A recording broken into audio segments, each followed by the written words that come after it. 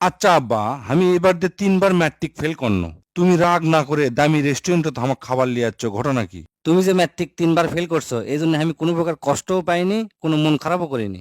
সব সময় একটা কথা মাথার মধ্যে থুয়ে দিবা, আল্লাহ যা করে ভালোর জন্যই করে। শোনো, তোমাকে একটা গল্প কই। সুইডেনে একটা দিনমজুর, তার খুব ইচ্ছা যে টাইটানিক জাহাজে উঠবি। সেই জন্য তাই দিনমজুরির ওভার টাইম কাজ করে টাকা জমাতে জমাতে জমাতে জমাতে মোটামুটি টাইটানিক জাহাজের টিকিটের টাকা হয়ে গেছে। আর 1 মাস বাকি আছে টাইটানিক জাহাজ ছেড়ে দিবি। টিকিট কাটবি কাটবি ভাব, ঠিক ওই রকম সময় ওর বেটার পাওয়াত কুত্তা কামড় দিছে। এই কুত্তা কামড়ানোর জন্য হসপিটালে নিয়ে গেছে। ডাক্তার সাহেব কাছে যে মৃত চেনার জন্য আপনি বেটা জলাতঙ্ক রোগ হয়নি, তবে 6 মাস খুব ভালো মতো ট্রিটমেন্ট করা লাগবে, তাহলে মোটামুটি এই জায়গা থেকে ফিরে আসতে পারবি এবং ভালো মতো সুস্থ হয়ে যাবি। এই জন্য আর কি করার, ট্রেনিং যাওয়া তার যাওয়া হলো না। ওর বেটাকলে 6 মাস তার চিকিৎসা করা লাগছে, তার সেবা করা লাগছে, সাথে থাকা লাগছে, বাড়ি থেকে বের হওয়ার দেয়নি। এই কারণে ওর বাপের খুব মন খারাপ। সকাল বিকাল বেটাক গেলাই, তোর জন্য আমার টাইটানিক জাহাজে তোটা হলো না, তুই আমার জীবনটা শেষ করে ফেলে দিলু, আমার সকাল রাত সব শেষ করে ফেলে দিলু। তারপর ওই 1 মাস পরে টাইটানিক জাহাজটা ছাড়ে। তারপর আমরা সকলেই জানি তার ঠিক 12 দিন পরে জাহাজ ডুবে যায়। এই কাহিনী দেখে ওই লোক তো মহা খুশি বেটার উপর। লাস্টে বেটাক যা কয়, বেটা তুই আমার জীবনটা বাঁচালু রে। আসলেই আল্লাহ যা করে ভালোর জন্যই করে।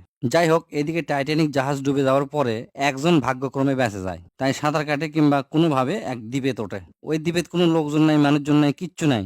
তাই খুব কষ্ট করে ফলমূল খায়া 1 বছর পার করে। এই 1 বছরের মধ্যে উনি জঙ্গলের মধ্যে কাঠ টাট দিয়ে খুব কষ্ট করে একটা ঘর বানায়। ঘর বানিয়ে ওটি থাকে। হঠাৎ একদিন ওই ঘরটাতে আগুন লাগে, সব পুড়ে যায়। তখন ওই লোক আফসোস করে কয়, হে আল্লাহ, তুমি আমার এরকম একটা বিপদের মধ্যে থসো তো থসাই, তার মধ্যে আবার আমার ঘরটা তুমি পুড়ে ফেলে দিলা। এই কোতে কোতে তার 2-3 ঘন্টা পরে ছোট একটা জাহাজ চলে আসে, আসে ওকে বাঁচায়। তখন ওই লোক জাহাজের লোক কয়, আমি যে এটি আছি আপনি জানলেন কেন করে? তখন ওই জাহাজের লোকেরা কয় যে আপনি আগুন ধরাছিলেন, সেই ধোঁয়া উপর দিকে আমরা চলে যাচ্ছি আপনাকে বাঁচাবার জন্য। তারপর ওই লোকটা আল্লাহর কাছে শুকরিয়া করে, আল্লাহ সত্যি তুমি যা করো ভালোর জন্যই করো। তা তো বুঝলাম আব্বা, কিন্তু আমি যে বারবার ফেল করেছি, আমি তো আর শিক্ষিত হওয়ার পারল না। আমাকে তো জীবনে কিছু হবে বলে আর মনে হয় না। শোনো বাবা, এটাও তোমার ভুল ধারণা। জীবনে বড় কিছু করতে গেলে যে পাশ করা লাগবে এর কোনো মানে নাই। সবচেয়ে বড় কথা হচ্ছে জ্ঞান অর্জন করা। তুমি পাশ করার জন্য যে লেখাপড়াটা করছো এটাই আমার যথেষ্ট। তোমার মধ্যে যে চেষ্টা আছে এই জন্য আমি খুব খুশি। লেখাপড়া ছাড়াও অনেক মানুষ অনেক বড় হচ্ছে, তোমার চেষ্টা দেখে আমার মনে হচ্ছে তুমি লেখাপড়ার দিক না হোক অন্যদিকে অনেক বড় হবা। এই ব্যাপারে তোমাকে একটা গল্প করি শোনো।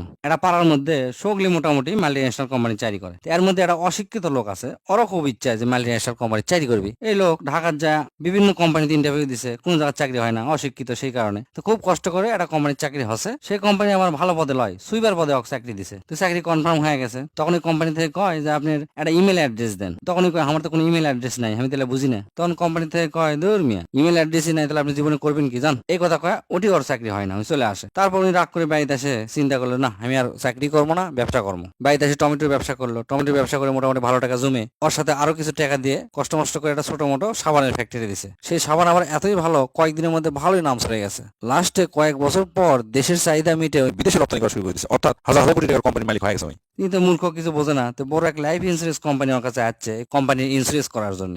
ইন্স্যুরেন্স করবে আসে, ওই মালিক কছে যে স্যার আপনার একটা ইমেল অ্যাড্রেস দেন। তো ওই কোম্পানির মালিক কছে, না আমার তো কোনো ইমেল অ্যাড্রেস নাই, আমি তো মূর্খ মানুষ। তখন ইন্স্যুরেন্স কোম্পানির লোক অবাক হয়ে কছে, কি করেন আপনি এগুলা? আপনি এত বড় কোম্পানি আর আপনার ইমেল অ্যাড্রেস নাই? আপনি ইমেল অ্যাড্রেস থাকলে আপনি আরো বিভিন্ন কোম্পানির কাছ থেকে অর্ডার আসলো নি, আপনি অর্ডার সেন্ড করলেন নি, এগুলা করে বিশ্বের মধ্যে প্রথম শ্রেণীর ধনী হয়ে গেলেন নি। তখন ওই মালিক মুসকে হাসে হাসে করছে, আপনার ধারণা সম্পূর্ণ ভুল। আমার যদি ইমেল অ্যাড্রেস থাকলো না তাহলে আজ আমি সুইপার থাকলো না। আল্লাহ যা করে ভালো জন্যই করে, এই জন্য আমি আজ পর্যন্ত কোনো ইমেল অ্যাড্রেস খুলিনি। সেজন্য বাবা তোমাকে একটা কথা কই, ভালো করে মনে থো, আল্লাহ আমাকে কখনোই নিরাশ করে না। আজকে হয়তো ভালো কিছু পাইনি, কিন্তু ভবিষ্যতে আল্লাহ হয়তো আমাকে জন্য আরো ভালো কিছু থুয়ে দিছে। কিন্তু চেষ্টা করে যাওয়া লাগবে, এই চেষ্টাটা আমি তোমার মধ্যে দেখছি। আমি মন থেকে দোয়া করি বাবা, তুমি অনেক বড় হবা, অনেক টাকা ইনকাম করতে পারবা। খালি তুমি চেষ্টা করে যাও, আল্লাহর কাছে বিনয় হও, 5 ওয়াক্ত নামাজ পড়ো, চেষ্টা করে যাও, সাফল্য তোমার পায়ের কাছে এসে পড়বি।